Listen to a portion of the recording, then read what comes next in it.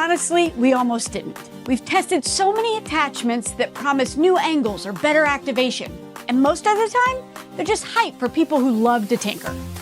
Every week it's optimal attachment, optimal movement, optimal joint alignment, but nobody asks if it actually helps them train better.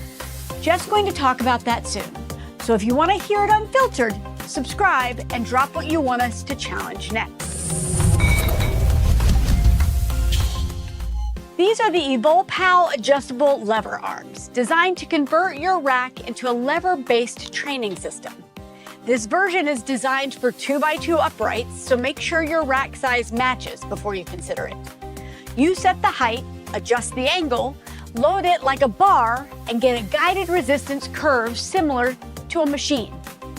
Installation was quick, but just a note, there is no UHMW lining included, and the tolerance is tight, so make sure your rack dimensions match before ordering.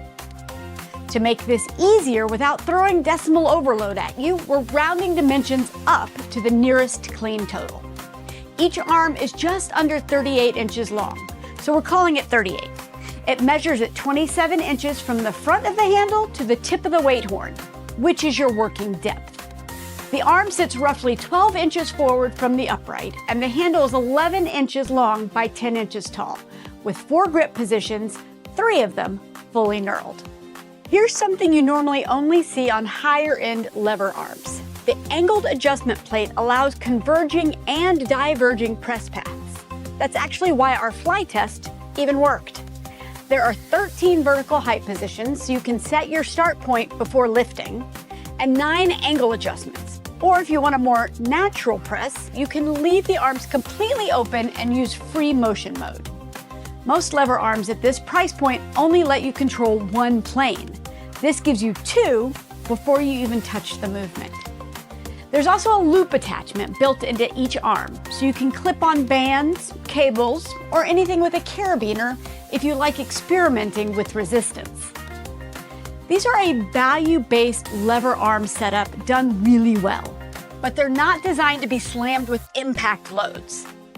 Treat them like a bodybuilding or controlled strength tool, and you won't have any issues. But if you try to ego lift and drop heavy weight, you're going to damage them. That's not what these are built for. Evolpow lists belt squats as a movement option, and yes, you can do them on these, but belt squatting is typically a heavy load movement, and most dedicated setups include a kickstand or lift assist, so you can actually get into position before the rep. With these lever arms, you're loading from only one side, and there's no way to support that initial rise.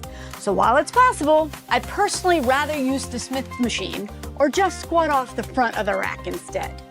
Hip thrusts are technically possible if you converge the arms inward, but the handles are grip style, not a barbell or thrust pad, so it isn't a stable or repeatable setup. We tested it lightly, but it's not something we'd program consistently. The ability for the arms to track in a converging pattern is what separates these from most budget setups. For incline pressing, the arc felt controlled without being restricted. Flat bench pressing gave Jeff more stability than dumbbells. Lat pull-downs using the cable system tracked tension better than we expected.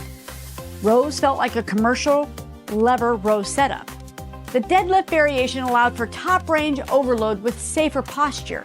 And even on the fly test, not cable smooth, but noticeably better than expected because the arms actually converge through the movement path, which you typically only see on premium lever systems.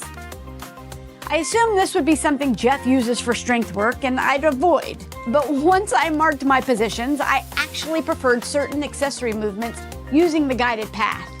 It let me think about the muscle, not controlling the bar.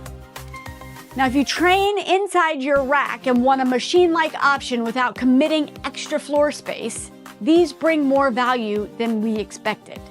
But if you train explosively or you hate structured movement paths, this isn't the right setup for you. We expected lever arm gimmick. We were wrong. Used intentionally, they add meaningful versatility and feel better than anticipated for the price. There's no UHMW lining, and the tolerance is tight, so be careful putting them on and off if you're one of those people who treat their rack like a work of art instead of something designed to be trained hard on. If you lift with purpose, they are worth it.